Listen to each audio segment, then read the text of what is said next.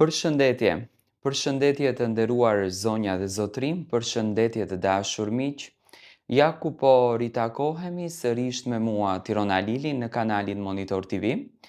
Fillimisht një herë duke ju uruar që të keni një ditë të pozitive, të keni një ditë me energji të mirë dhe për të ndarë bashkarisht lajmet më të fundit tashmë rreth fenomeneve që po krijohen nga ferma VIP.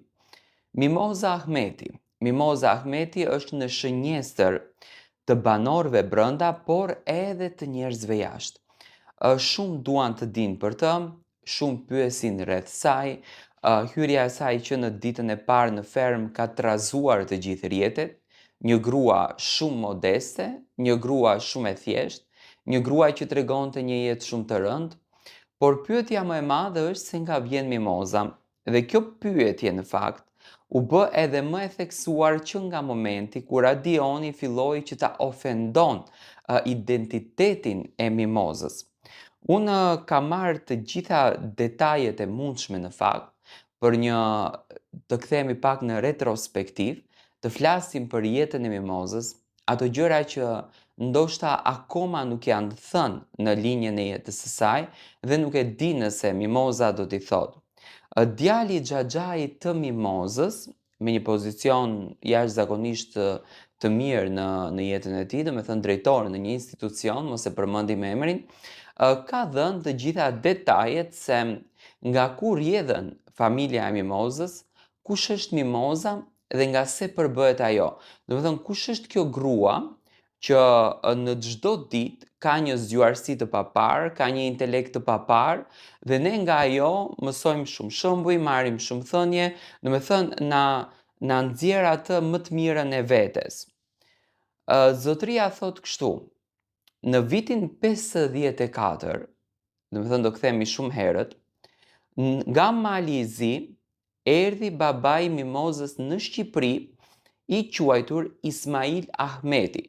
Do me thënë, familja e Mimozës origjinën e ka nga Mali i Zi dhe në vitin 54, zotri Ismaili, babai i Mimozës, ka ardhur në Shqipëri, i cili thot është gjallë akoma dhe jeton në Amerikë me djalin e tij, me vëllaun e Mimozës dhe i ka 92 vjeç.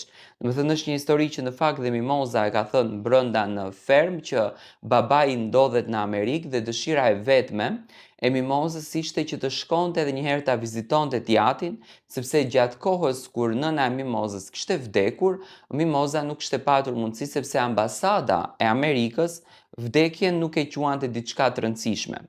Do me thënë, ndërsa Bulja, nëna e Mimozës, ka ndruar jetë. Nëna e Mimozës ka ndruar jetë në kohën e Covidit, në kohën e pandemisë. Mimoza thot ka patur 5 xhaxhallar dhe 2 halla, nga ana e babit është familja kjo. Ato jetonin në Vuthaj të Malit të Zi dhe arsyeja që ikën në vitin 54 ishte për ndjekja që u bëhej nga shteti për adhetarizëm. Do me thënë, si origjin janë nga Vuthajt e Malit Zi. Tani, Vuthaj është një zonë që patriotizmi, shqiptarizmi, dashuria e madhe për atë dheun është shumë e theksuar. Do thënë, ne kemi mes Plavës, Gucis, Vuthaj, janë shqiptarët e Malit Zi që e kanë këtë ndjesin për Shqipërinë tonë të dashur, që realisht vetëm ato dhe shqiptarët e Maqedonisë e din këtë dëshirën e madhe për Shqipërinë. Si fillim, kur kanë ardhur në Shqipëri, kanë ardhur në fshatin Llakatun të Vlorës. Do me thënë, fillimisht janë vendosur në fshatin Llakatun të Vlorës. Atje ka patur një kamp dhe gjatë qëndrimit në kamp, ato ikën nëpër shkollat dhe mbaruan edhe shkollat e mesme. Nga shkollat e mesme, mbaruan edhe shkollat e larta, do me thënë. Dhe të gjithë xhaxhallarët e Mimozës janë intelektual, profesor e doktor. Do me thënë, që kur kanë ardhur moment, gjëja e parë që kanë bërë, ka qenë interesi tyre për shkolla. Kanë mbaruar të gjitha shkollat, si shkollën e mesme ashtu dhe shkollën e lartë, edhe pse kanë jetuar në kampe. dhe që aty do me thënë kanë vazhduar dhe më tej. Por cila është më e bukura e kësaj gjëje tani? Dëgjoni në detaje cila është më e bukura e këtij momenti dhe cila është më fantastikja. Tani, të gjithë xhaxhallarët janë intelektual, profesorë, doktorë dhe i gjithë fisi, por xhaxhai Mimozës tregonte se fisi i vetëm Ahmetaj nga regjimi i kohës së Enverit, 96 persona të këtij fisi kanë marrë bursa që nuk kupton, do me thënë, 96 persona në familje janë me shkollë të lartë që sot gëzojnë pozicione të mirë pune që përfshin profesor, doktor, inxhinier dhe gjithë shka tjetër. Imagjinoni të me thënë për çfarë fisi bëhet fjalë. Pasi mbaruam shkollat e larta, thot, babai i Mimozës dhe familja Mimozës u vendosën në Kruj. Me thënë Mimoza nga Llakatundi ka ardhur në Kruj. Gjyshi i Mimozës vdiq nga Iliosi. Iliosi do me thënë nga tërimi i zorëve. Dhe gjyshi thot, ishte aq i pashëm, të imagjinojmë një malësor 2 metërsh, që kur nuk e kishte një çorape të 2 llojit, do me thënë, gjithmonë ka qenë i vëmendshëm për vetin, imagjinoni çfarë lloj burri. Gjyshi Ali dhe gjyshi Hana ishin shumë të bukur dhe si racë Moza ngjan nga ato. Me thënë Moza ka marrë pamjen e gjyshit dhe të gjyshes. Amaneti, kjo është më e bukur e gjithë historisë. Imagjinoni sa ka qenë i zhvilluar intelekti në këtë familje. Dëgjoni.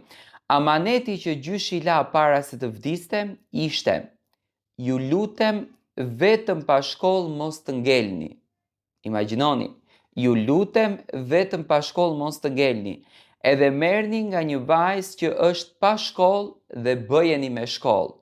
Do të thënë gjyshi u ka thënë djemve të vet, nuset merrni pa shkollë dhe bëni me shkollë. Dhe atëherë babai i Mimozës ka marrë një zonjë që quhej Bule Ahmeti sot, që ishte nga Korça dhe Bulja ishte pa shkollë, por Ismaili e bëri me shkollë. Me thënë, nëna e Mimozës ka qenë e pashkolluar, por babai i Mimozës ka investuar që ajo të jetë me shkollë. Babai i Mimozës ka qenë arsimtar në Kruj. Dhe Bulja filloi fakultetin kur ishte shtatzën me Mimozën. Studioi për gjuhë dhe letërsi. Mozën thot e donin shumë se tek Moza inteligjenca ju vulos që në bark. Ato thot janë 2 motra dhe një vëlla.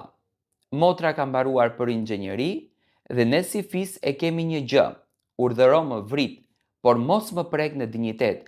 Andaj për të sharë Mozën, familja jon e ka dëshmuar advetarizmin. Do me thënë, për t'i thënë Mimozës Ahmetović, që erdhi nga Andioni, familja Mimozës tregon që ka një intelekt dhe ka një shqipe të papar.